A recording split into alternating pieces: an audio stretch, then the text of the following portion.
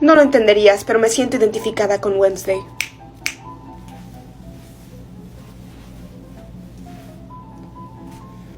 Güey, ¿qué estás haciendo? Nada. Yo sé que dije ayer que mi color favorito era el rosa, pero ahora ya no lo es el negro, aunque no lo entenderías, porque yo soy única y diferente. Güey, ¿qué te pasa? ¿Qué tanto estás mirando? Yo no parpadeo. Ok. Y solo para aclarar, yo no le copié la personalidad a Wednesday. Wednesday me la copió a mí. ¿Por qué me miras? ¿Necesitas algo? Güey, eres bien rara. Ya te dije, yo no parpadeo. ¡Mira qué es eso! ¿Qué? ¿Qué cosa? Nada.